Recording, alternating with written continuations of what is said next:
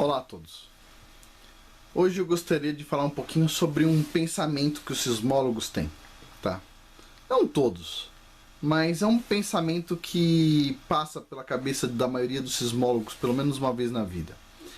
Tem um caso de atividade sísmica muito interessante, tá?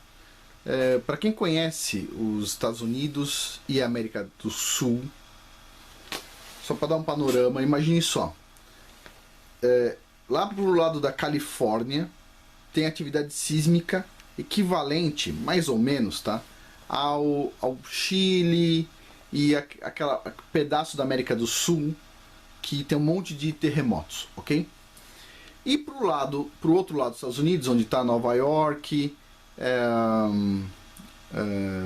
Washington DC, Flórida, Georgia. O outro lado dos Estados Unidos, a gente está numa região que não tem muitos sismos, não tem tremores de terra. Equivalente ao Brasil. E de repente, no lugar equivalente ao Brasil, que não tem tremores de terra, aconteceu um grande terremoto. Exatamente igual ao Brasil. E aconteceu um grande terremoto. Que magnitude? 8.1. Uau! 8.1. Você já pensou assim? Você está em São Paulo e de repente acontece um terremoto de 8.1.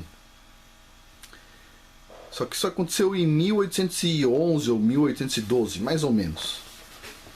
E adivinha?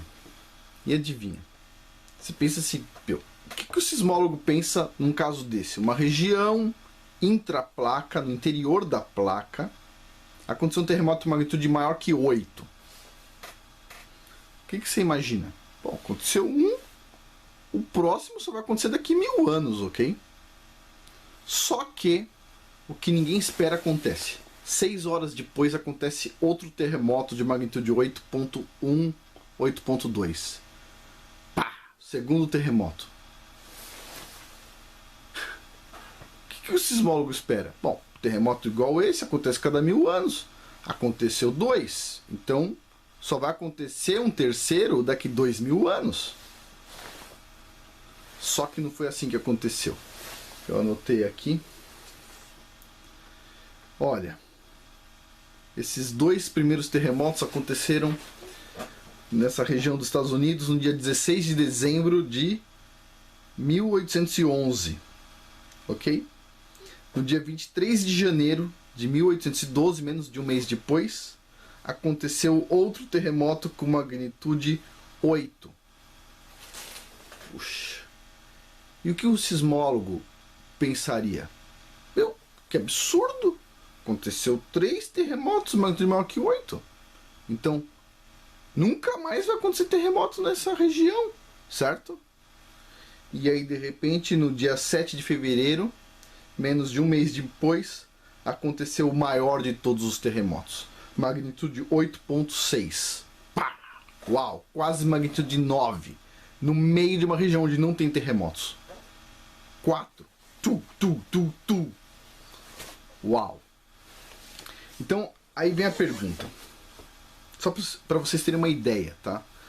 As réplicas desses terremotos aconteceram durante muitos anos com magnitude até 6,5. E a duração do terremoto principal teve duração de 12 minutos, onde ninguém conseguia ficar de pé. Uau! 12 minutos. Você tenta levantar e não dá, ok? 12 minutos. E puxa vida. E aí vem a pergunta.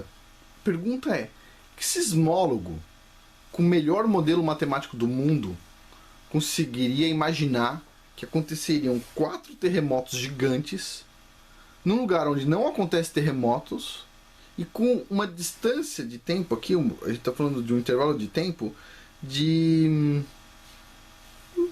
2 meses.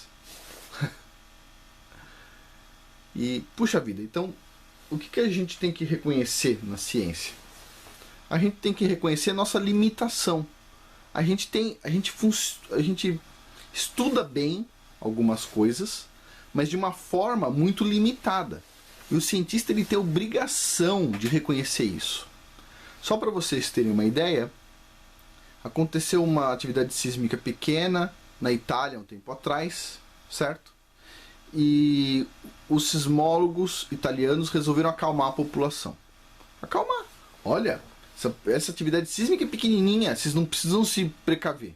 Não vai acontecer nada. E de repente veio uma atividade sísmica maior, certo? Caiu algumas casas e eu acho que morreu algumas pessoas. Ok? O que aconteceu com os sismólogos? E aí, o que vocês acham? Foram os primeiros cientistas que a gente tem conhecimento assim que foram presos, meu.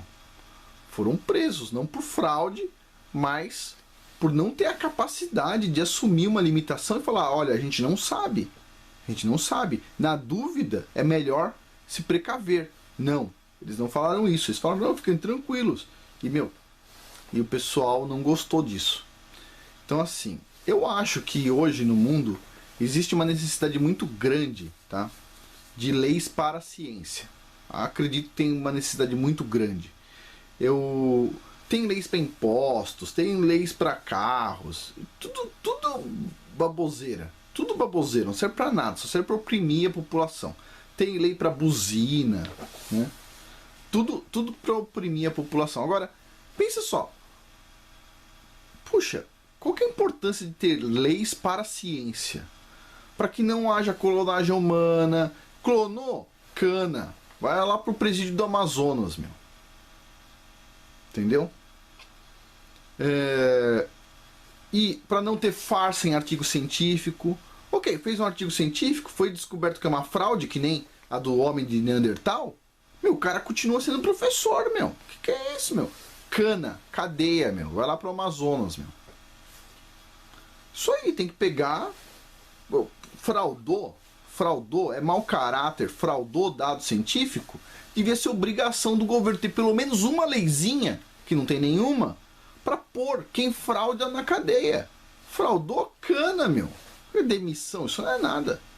Fraudou, cana. Juntou material genético de ser humano com de animais, cana, cadeia. E assim vai.